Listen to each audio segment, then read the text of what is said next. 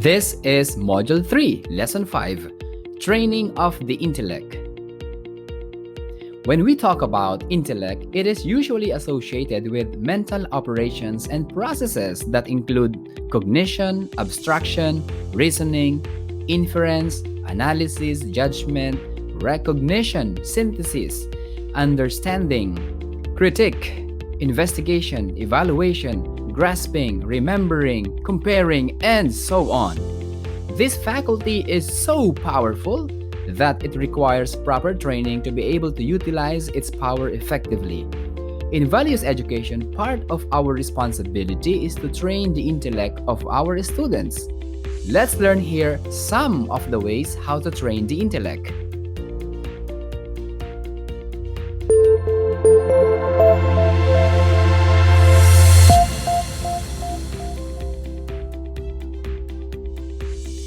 How do we train the intellect in values education? First, we help our students seek the purpose of their lives.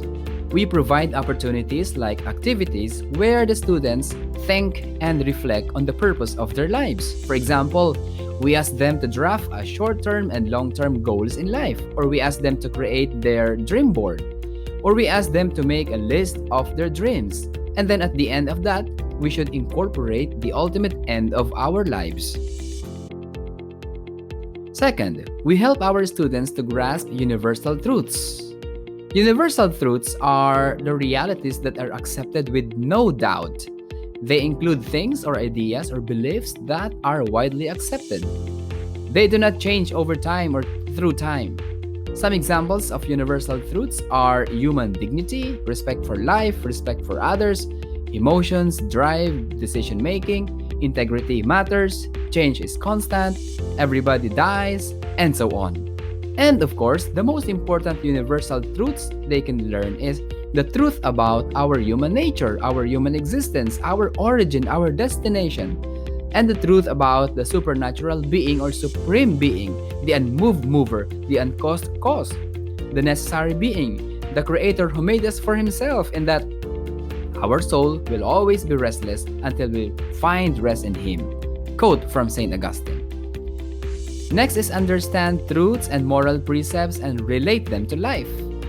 Part of training the intellect is not just bombarding our students with knowledge, but most importantly is helping them understand the truth and moral precepts. Halimbawa, importante na naiintindihan ng mga estudyante kung ano ang freedom at kung bakit limitado ang kalayaan natin.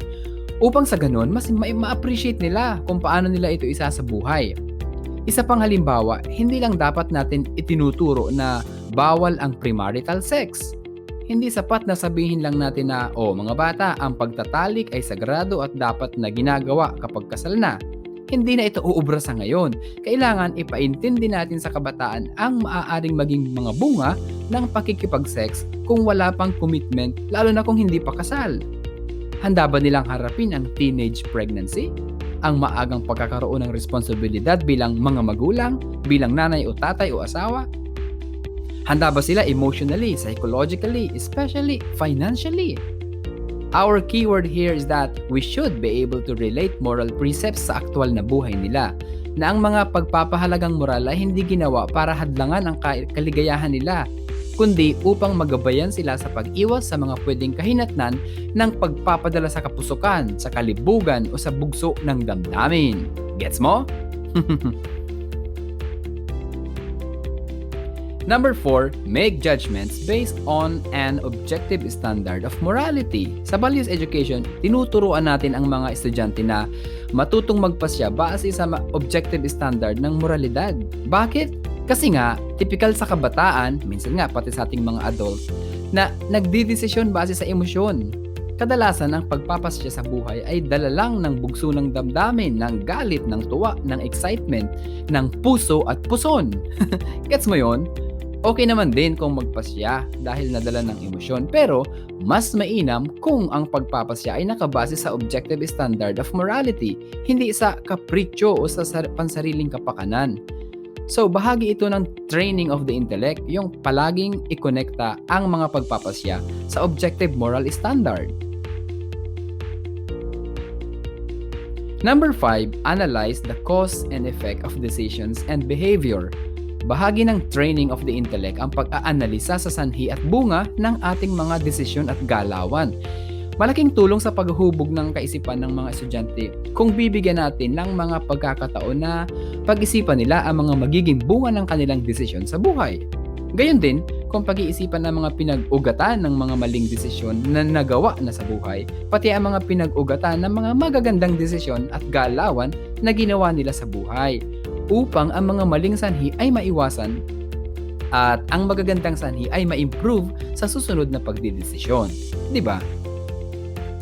Number 6, solve problems rationally. Bahagi ng training of the intellect ang pagsasanay sa mga estudyante na solusyonan ang problema base sa reason, not on emotion, based on facts and data, not on convenience and instinct. Sa values education, obligasyon natin na turuan ang mga estudyante, lalo na ngayon, na matutong solusyonan ang mga problema base sa mga available na datos at scientificong ebidensya, hindi base sa haka-haka, opinyon at emosyon, hindi sa chismis at lalong hindi base kung ano ang madali para sa atin or convenience.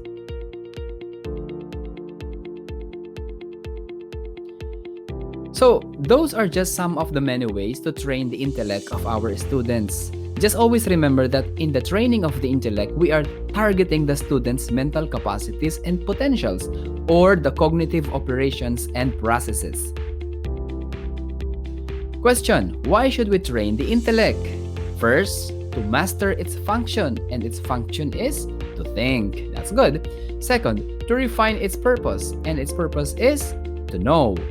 Third, to achieve its goal or object correctly, and its goal is truth. And lastly, to reach its fulfillment, and the highest human fulfillment as far as intellection is concerned is wisdom. To recap, we talked about some of the ways how to train the intellect, and we also answered briefly why we should train the intellect. That's the Module 3, Lesson 5, Training of the Intellect. Thank you, and if you learned something from this video, kindly hit the like button, and for more free lectures on Values Ed and Prof Ed, kindly hit the subscribe button. Thank you, have a great day, and God bless you, and see you in the next video.